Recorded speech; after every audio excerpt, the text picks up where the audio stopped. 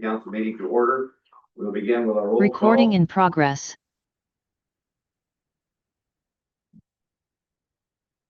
Brahman, Here. Reagan, Hamilton, Hoffman, Here. Here. Okay, I would now like to have you please join me in our pledge of allegiance.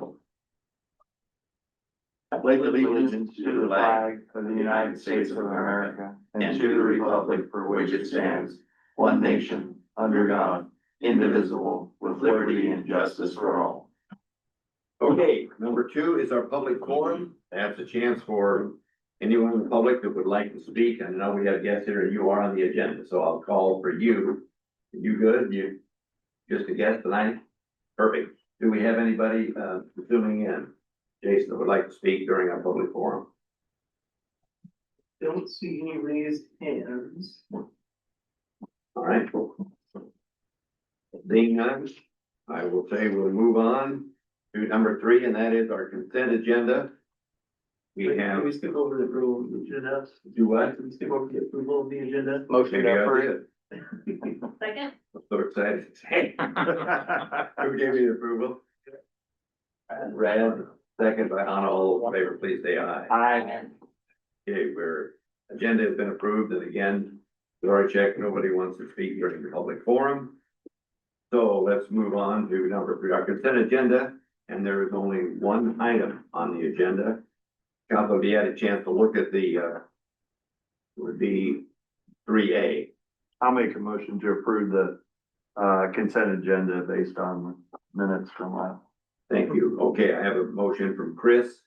I'll second. Second for Brad. All those in favor, please say aye. Aye. Those opposed, same sign. Thank you. Consent agenda has been approved. Number 4, we do not have any public hearings tonight. So we'll move to 5, our discussion action items, general business and old business. Beginning with 5A, the approval of tonight's bills. Council, you should have that information in front of you. Any questions or comments about the bill before you? Hearing none, I would entertain a motion to approve the bills as presented. Do I have a motion? So moved. Motion from Anna, Second. second from Brad. All those in favor, please say aye. Aye. Those opposed, same sign. The bills have been approved. 5B, our departmental reports. We'll begin with Chief Mike Moore, please. Highlights here. For the month of April, we had a total of 407 calls in service. Last month, we started to get that uptick as the warmer weather comes. 385 business checks.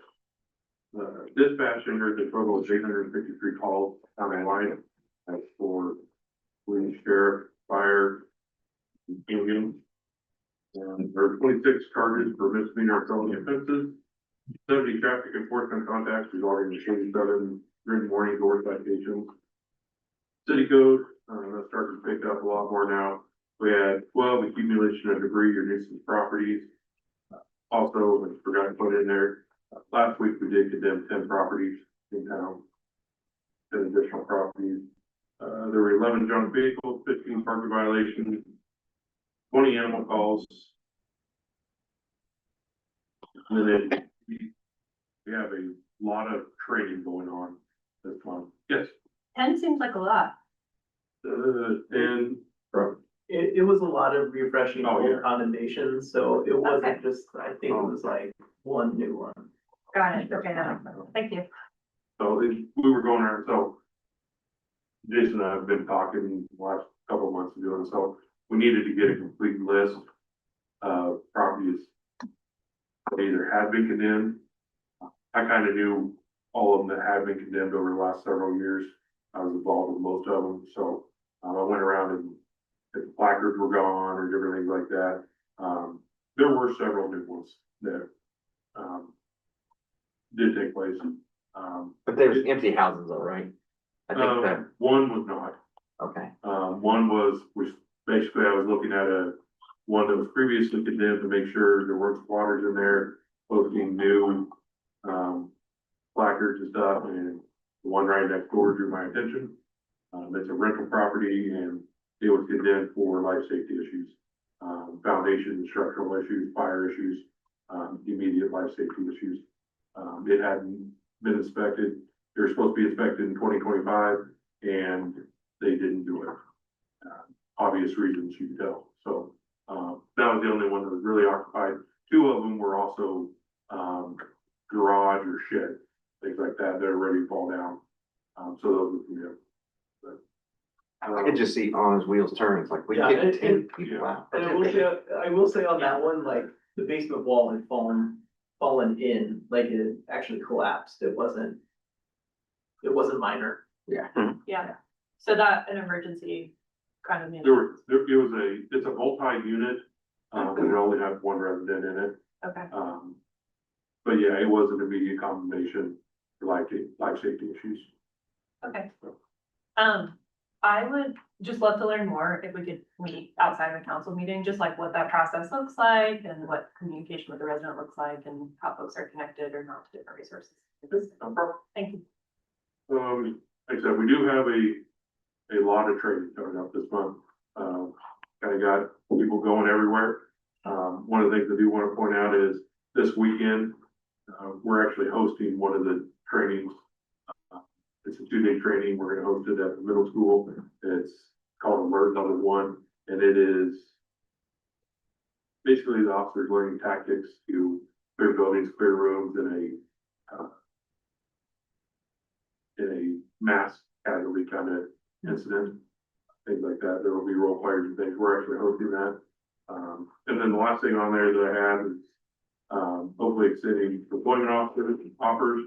I did today send an officer or an appointment offer to a dispatcher and an officer. They will both begin next Monday, actually. I still have one more that I'm waiting on for the dispatch position, and hopefully later that week I can do that too. Perfect. Mike, your department, do you actually capture like stray animals like dogs and stuff like that, or where's that fall? Cause we pay Forever Friends, right, for housing or? It's so we are in charge of code enforcement as well. So that's part of our job is the police department. Sometimes it gets a back burner because of everything else. Well, yeah. Right. The problem with the animal control issue is, we are not allowed to haul animals in our cars. Gotcha. So that's a major issue, because Forever Friends doesn't come pick them up. So if we do kind of catch something, we don't know who an owner is, we try to get someone that may have caught it, get full transport out for us. It's It's a balancing act. Yeah. I was just curious. Like an insurance issue with the vehicles or just keeping the vehicles in good working order? It's a kind of a liability issue, right? So about the time we put a stray dog, first off, we gotta catch them, right? A lot of them are just running. We do have a catch pole that, we use on vicious animals sometimes if we gotta get a quarter and stuff like that, but, it's about keeping the car clean, tidy, making sure no scratches, tears getting into the vehicles, things like that. The next person we haul may be completely allergic to the dog. Sure. So different issues like that. Gotcha. Yeah. Thank you. Any other questions for the chief? Okay, thank you, Mike. And now for our fire and EMS report, Dr. Whitney.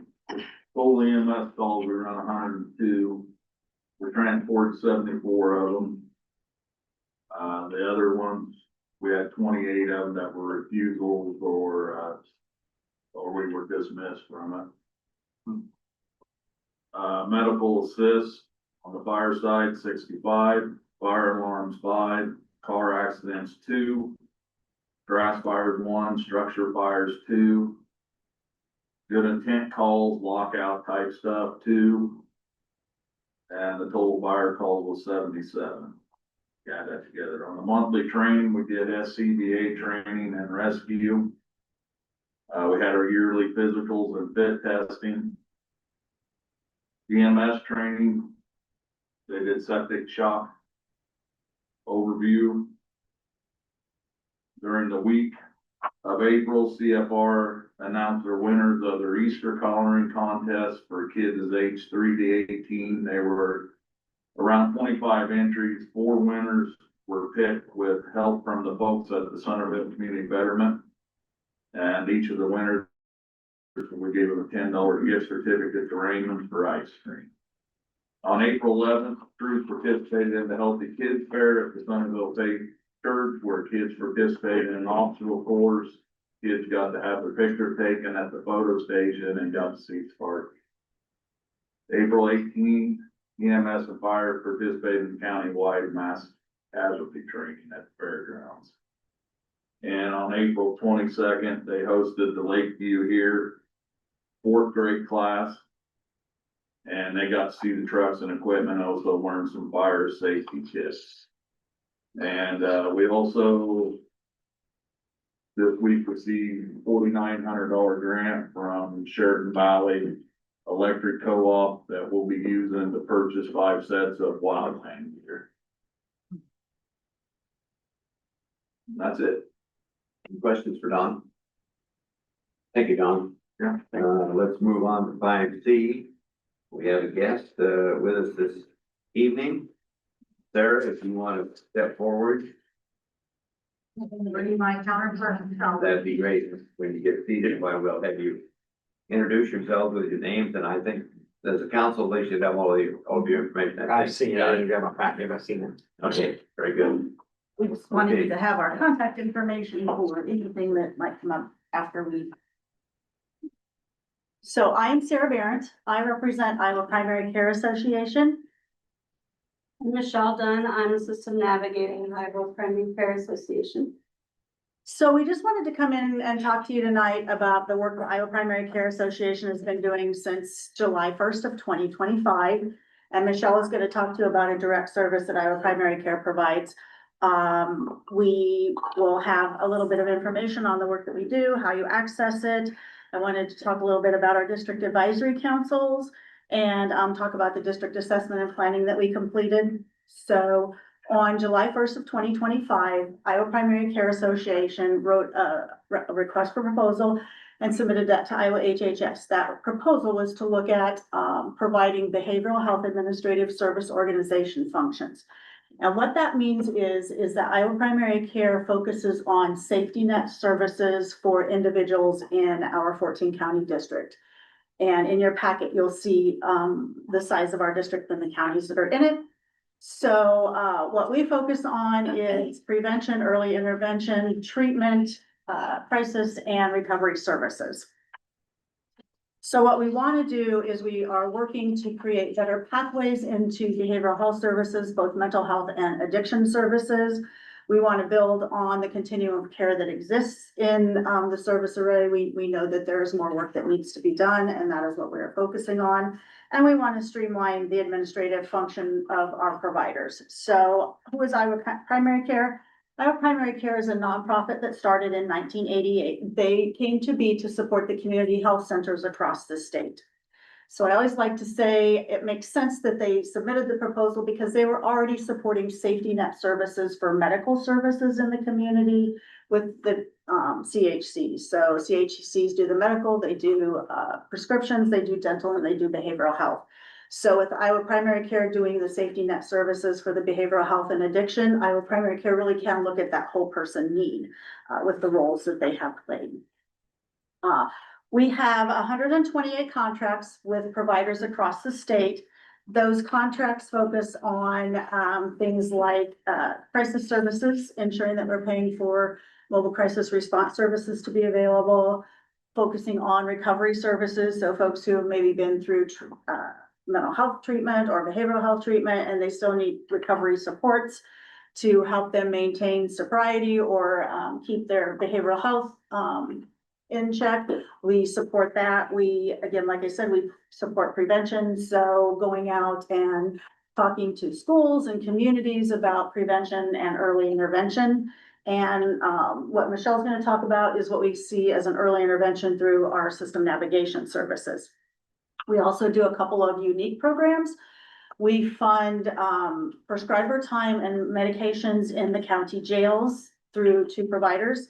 One of them is ITP, the other one is Flow State, and they will see detainees in the jails. There will be some service coordination for those detainees being released, and then our primary care pays for those services to keep them on medications while they're in jail.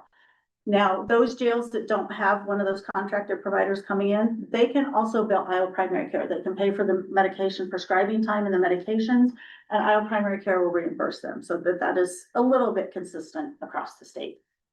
The other thing that we focus on is there's a co-responder model where that is a trained behavioral health professional will respond with a law enforcement officer to crisis calls for behavioral health services. That is not completely across the state, but it is pretty well shotgun throughout the state where that service is available. And then we also have school-based services that are provided through a couple of providers, Hazel Health and Classroom Clinic. That is a telehealth service that goes into those school districts that invite that service in for their students. The nice thing about that service is if the student has access to a computer and internet service, they can continue the behavioral health services through those two providers over the summer.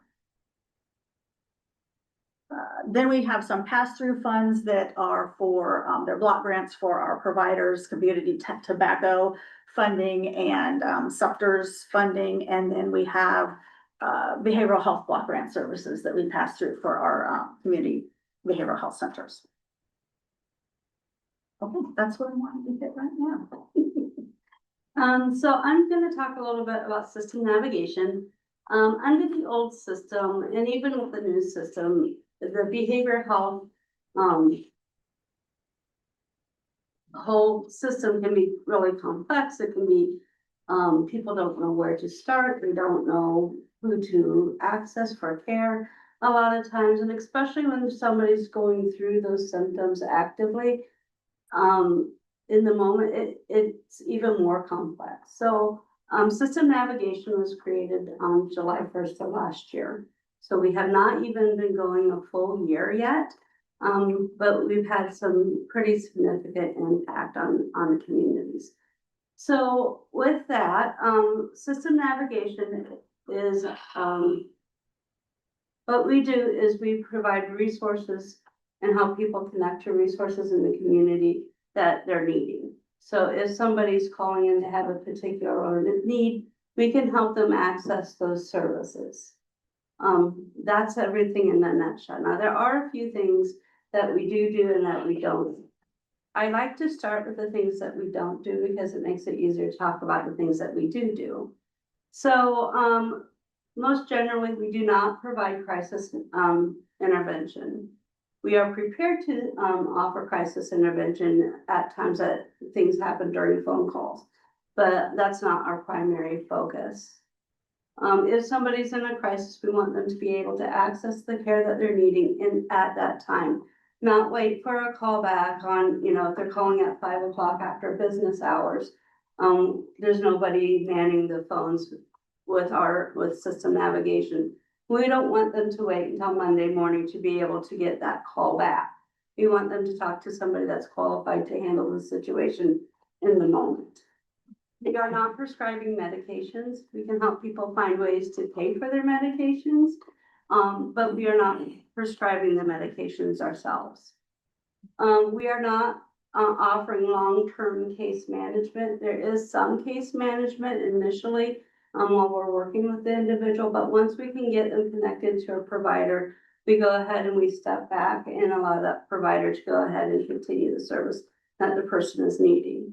And then we are also not providing treatment or counseling. So we don't want to take the place of anybody in the community. We don't want to take those jobs away from people. We want to help people access what they're needing and then go ahead and step back and allow people to do those jobs. So that leaves us what we can do. So really what we can do is pretty much limitless. There's an unlimited reason for people to give us a call and seek help. So we can help provide them with education and information about what they're calling about in many cases. We can offer assistance with filling out applications. I've helped people fill out food stamp applications, Medicaid applications, Head Start applications, housing, and so forth. So there's a lot of different things. The other thing, when somebody's starting a mental health service, a lot of times they have this really thick packet of papers to fill out. And if you have somebody that's having a lot of depression and anxiety issues, sometimes it's nice to be able to hold somebody's hand while they're going through that process and talking them through that. We help them identify, and we identify the barriers for them, when they're trying to seek services. So if somebody is needing a mental health service, but they're worried about where they're going to find food for the next week for their family, or how they're gonna pay those utility bills, or how they're going to get there, it's pretty hard for them to access the actual care. So we try to help them navigate through those barriers. We're there to help them with those key transitions, you know, for somebody that might be leaving a jail or a school setting, we can help them navigate through those key transitions. And then what we really like to do is we like to provide those referrals and warm handoffs to appropriate providers in the community. So once we know what the person is needing, we can help them connect to those services. And we just don't give them a phone number to call. How many times have you given somebody a phone number to call for help and they just don't make that call? So what we will do is we'll go ahead, we'll make those phone calls for the person. We'll come up with a whole list of options for them to go ahead and look into. They'll make the decision on what they want to do, and then we'll stay on the phone with them through a three-way call to help them access those services. And we can stay on the phone with them as long as they want, you know, to help them ask those questions that they might forget to be asking, and so forth. And then the other thing that we are doing is we are doing a follow-up. So once somebody is able to access the services and begin those treatment services, we will actually follow up with them to make sure that the services were accessed, and if they weren't, what things got in the way. And then we will help them address those things because we want them to be successful the next time around. So there's a number of ways that people can access system navigation. The primary way for an individual to call is through Your Life Iowa, 988, 1-800-BETS-OFF. Those all go through the same call centers. And when somebody's calling, they'll make sure that the person is not in a crisis situation. And then if they, and then they're offered system navigation as an option for help. The other way that people can go ahead and get in contact with us is through a provider or a partner within the community. So that could be, you know, it could be somebody from the community action that may have somebody that's in there, or they could be a mental health provider is needing assistance. It could be from law enforcement, EMTs, from schools. I mean, there's a really a huge amount of ways that people can actually connect the service with us. In your handouts, there should be a QR code that's going to show where we are all located within the communities. We're working to have all of our navigators at an on-site place by July 1st is what the goal is. So that would mean that we would have 40 different navigators in the community to be able to meet with people. They wouldn't need an appointment. They can just walk in and say that they need help, and we're there to help. So what makes system navigation unique is that they have tried really hard to employ the people within the districts that they work. So I live in Lee County. Yes, it's a couple hours away, but the hope is that by us living in the communities that we're serving, we're more familiar with what is out there in the community to help people. They want the people that they hire to be highly trained and very knowledgeable, and already have those connections within the community to make those referrals. Again, you know, the amount of time that we are spending with somebody is a relatively short amount of time. So we want to make those referrals and move them into the treatment field rather than keeping them working with us. And we would step back at that time. And then, you know, we want to look for low cost and no cost options for people. You know, this is a perfect thing for people, and especially in rural communities that may not have insurance. So we help them look for those no cost or low cost options for them within their community.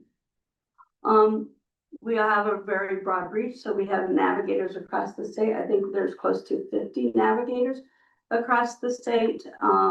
And again, we're all working within the districts that we're serving.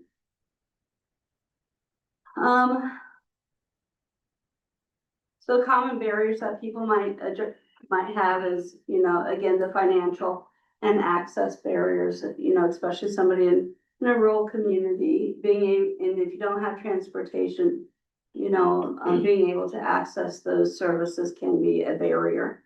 You know, we have communication lines, so if somebody is not an English speaking person, then we can go ahead and still provide that help with them. And we will, you know, in those cases, we would also be helping them look for a provider that is able to communicate with them in their own language. And then we're also trying to help them overcome fear and distress and emotional barriers within the community. Just a little bit of, to let you know about, the scope of what we have done. So, year to date, we have over 33,000 incoming and outgoing calls. Our outgoing calls will always outnumber our incoming calls, because when people call, they're not calling about, the majority of the time, they're not calling about one thing. So we try to address all the issues that the person is having in order to connect them to the community. That, and there's more than one provider usually in the community, so we want to talk with all the providers to see how quickly we can get somebody in and which provider would be the best fit. So this last month in March, we had 1,765 outgoing calls. And our chief concerns, and it's been pretty consistent since the beginning, our number one chief concern for people that are calling is mental health referrals, people looking to connect with a mental health provider. Housing issues is a strong second. Substance use disorders is a third. People trying to find what benefits they are able to access through their insurance or through their MCO, including things like transportation, those types of things. And then the fifth would be financial issues. So folks that are having problems paying their bills, behind on their electric, or maybe their water's been disconnected, or they're behind on their rent. We would help them take care of those things and access help within the community. Yep, all right. So I want to talk a little bit about the District Advisory Council. So our District Advisory Council is a 10-member council, and representatives are 3 from the elected officials, 3 from folks with lived experience. That includes 1 person who is a parent or a caretaker of a child with lived experience, and then 3 behavioral health expertise or education, and that typically comes from the provider array who provides services, and then 1 law enforcement representative. So for your area, who is on the advisory board, Sheriff Gary Anderson is on the advisory board representing Appalachia County, and then Christina Sharp from Southern Iowa Mental Health Center. She is also on the District Advisory Council, then representing the provider array. One of the things that I wanted to chat about is the district assessment that we got done doing the end of February, that is submitted to HHS for approval, and then we will begin that work on July 1st of this year. But some of the strengths that came through is the amazing quality of the providers that we have available to our communities in our district and across the state. Our crisis providers are committed to providing those crisis services. We have strong community awareness of gaps and opportunities that we all need to work together to cover. And we really have providers that are willing to coordinate and adapt to provide services with each other versus being in competition with each other. We've had providers that have shared staff in order to accomplish a particular service versus one organization hiring somebody away from another organization. We have opportunities to expand access to peer support and recovery infrastructure. So we do have peer supports and peer recovery programs for folks with mental health disorders and who are in treatment for that or in recovery for that. We really need to focus more on folks with addictive disorders who are in recovery and need that additional support when they're in aftercare, trying to get back into the community, get back into employment, get back into maintaining a home. So we need to focus on that. We also need to focus on roles to improve mobile crisis response and folks accessing that and getting folks into the right door at the right time for what they need. And then recovery is being increasingly recognized as an essential continuum of care service that the state needs to focus on. We have gaps in consistent use of our mobile crisis response, so we want to make huge improvement in that over the next year.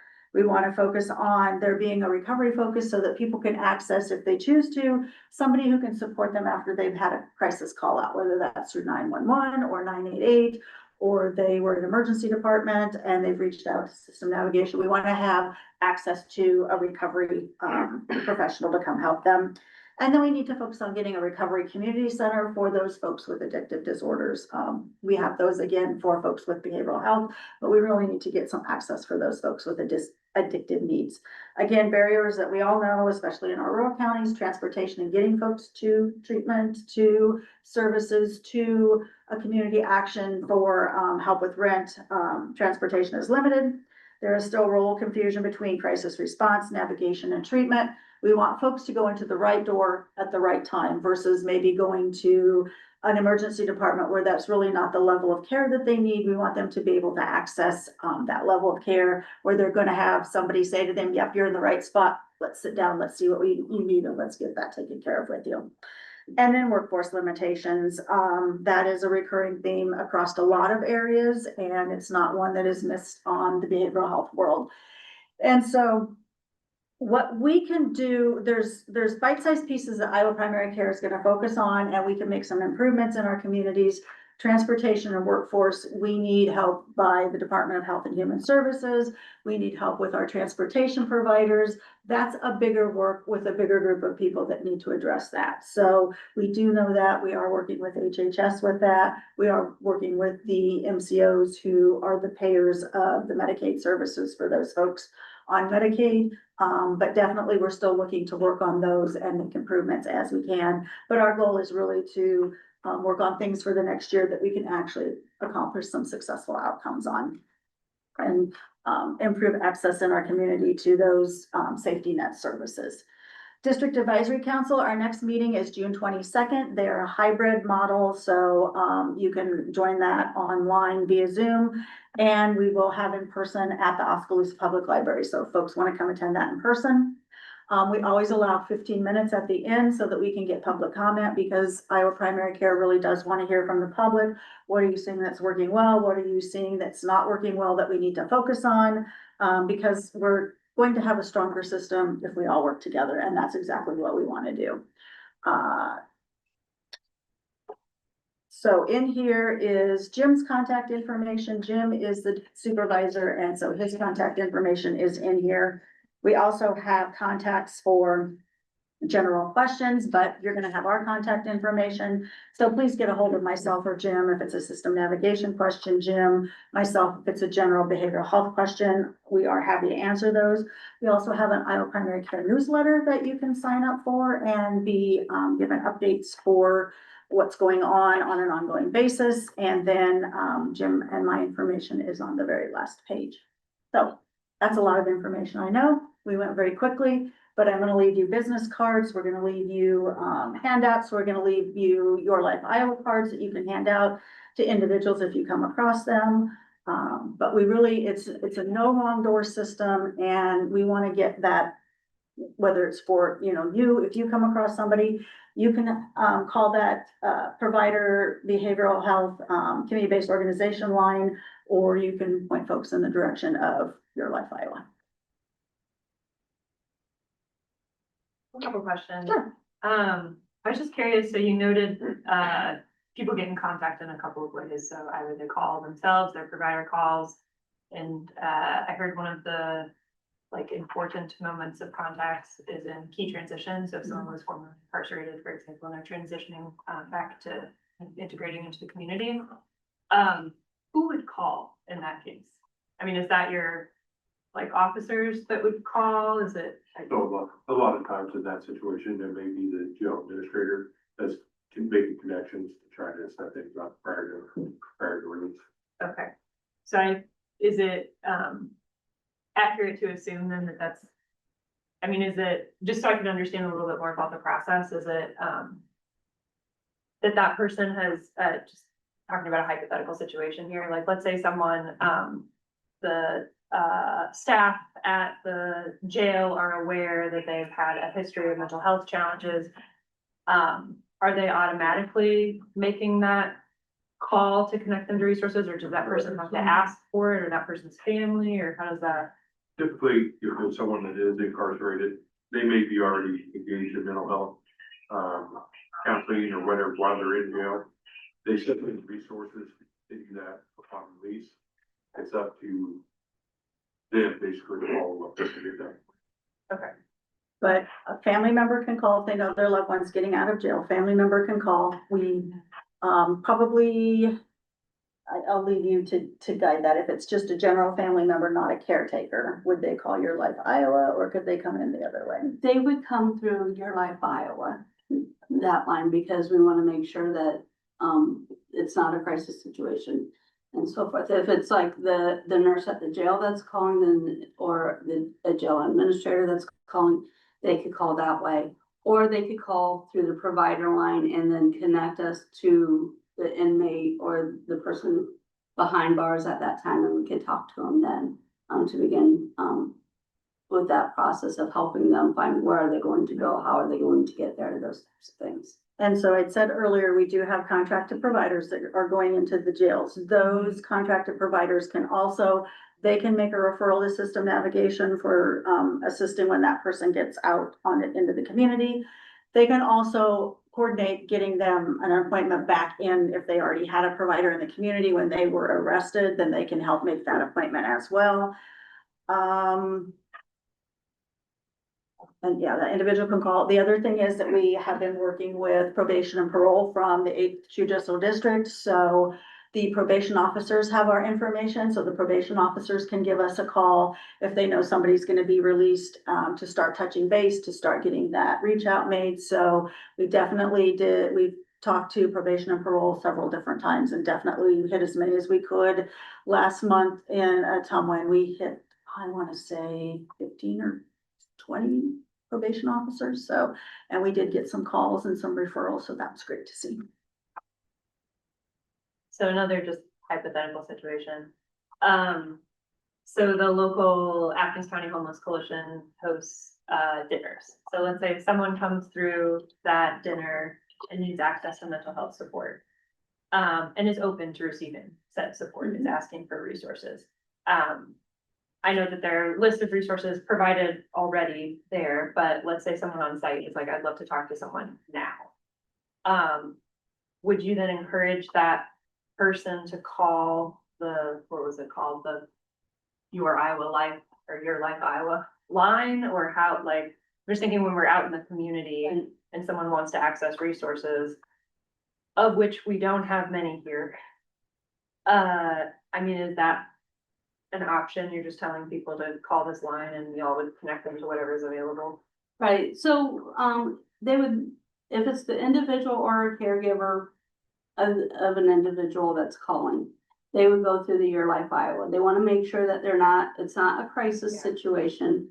And then they would go ahead and, you know, again, if it's after hours, we wanna make sure that somebody's talking to them. But otherwise, they would connect us to them, the following day of business. And we would go ahead and get a hold of them. You guys, they usually have calls made by mid-morning when Yeah, the yeah. emails come through from Your Life Iowa. So They're they're following up on those right away. Yep. And, you know, like I said, I'm in the Lee County area. One of the things that I do, is I try to go to some of those dinners and those free community dinners, and I'm available on site at those times. So if people want to talk to me, then I'm able to talk to them.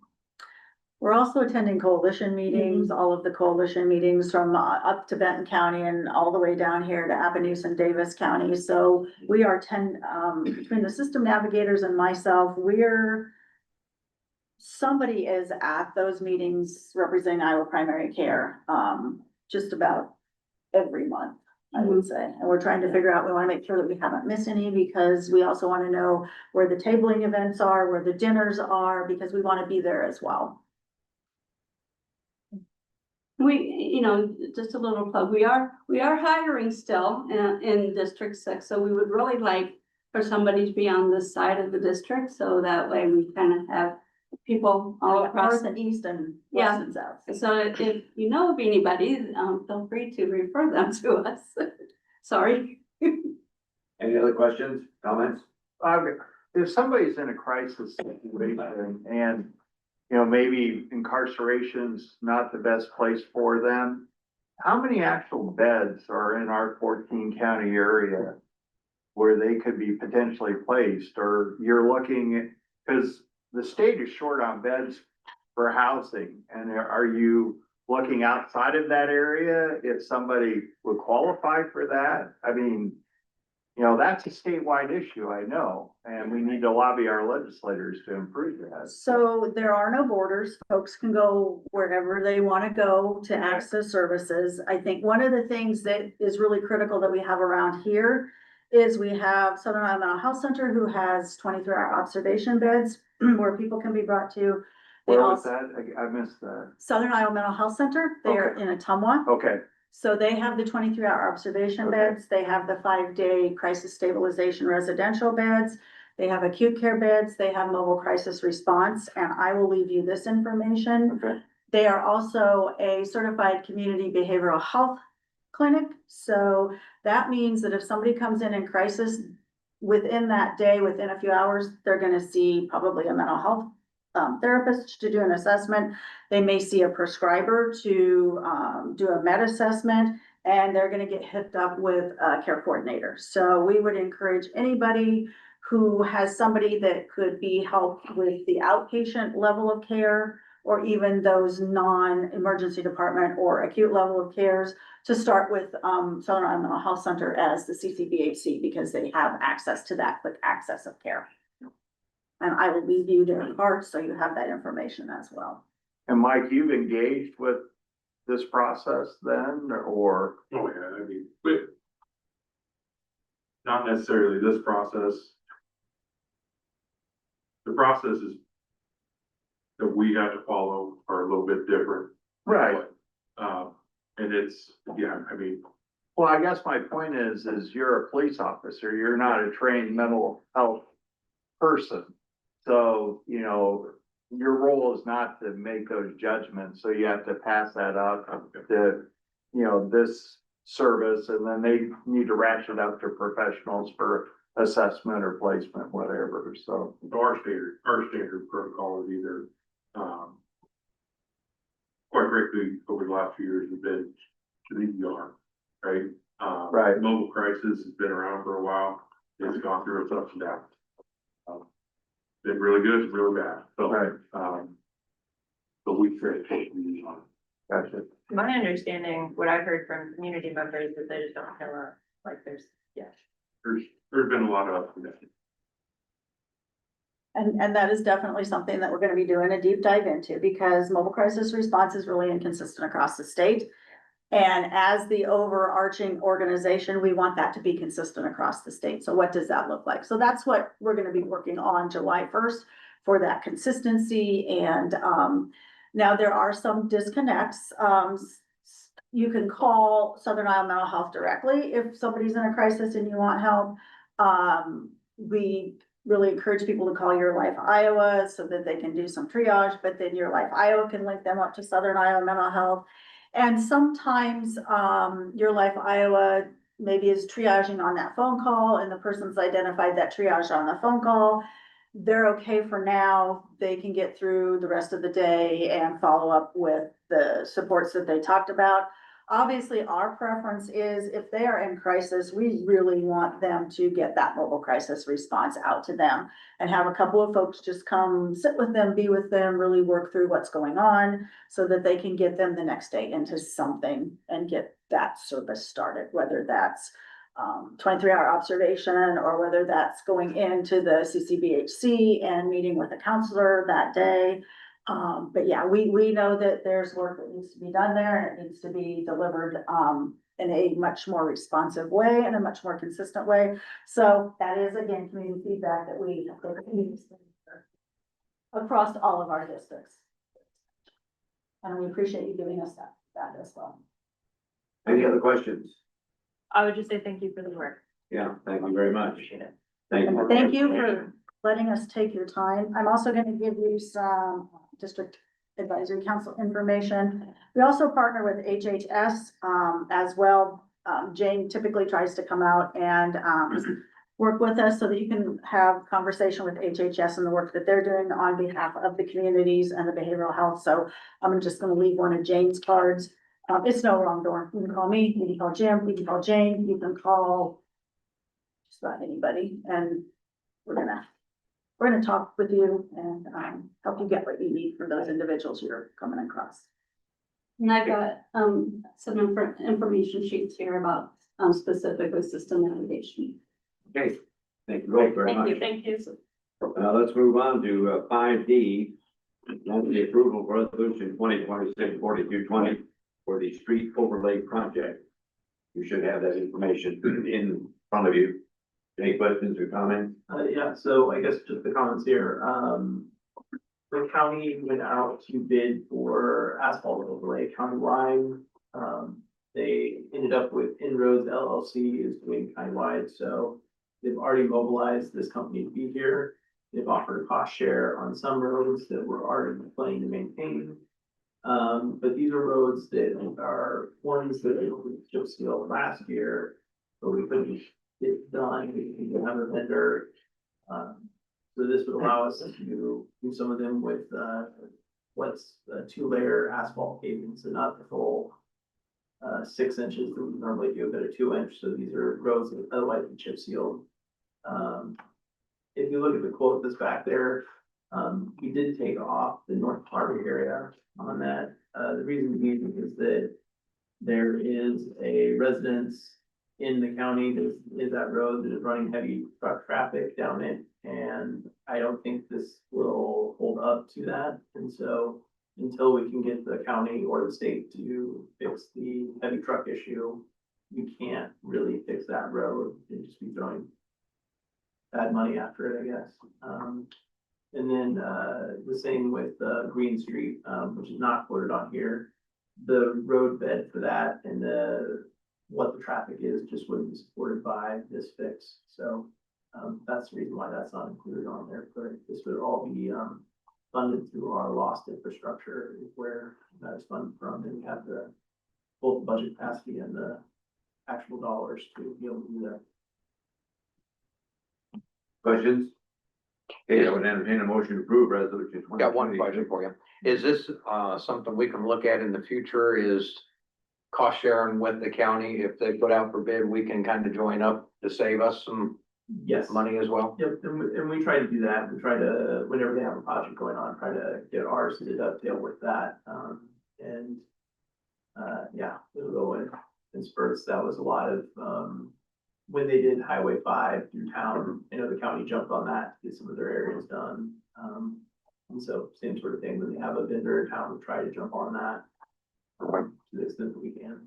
Do you know what they recommend for thickness if you go heavy truck traffic? I don't know that recommendation, but I don't know if asphalt as a material holds up very well if you have overloaded trucks. Okay, so I would entertain a motion to approve resolution 2026-4220 for the street overlay project. Do I have a motion? So we've got a motion from Chris, Second. second from Brad. All those in favor, I do need a roll call, please.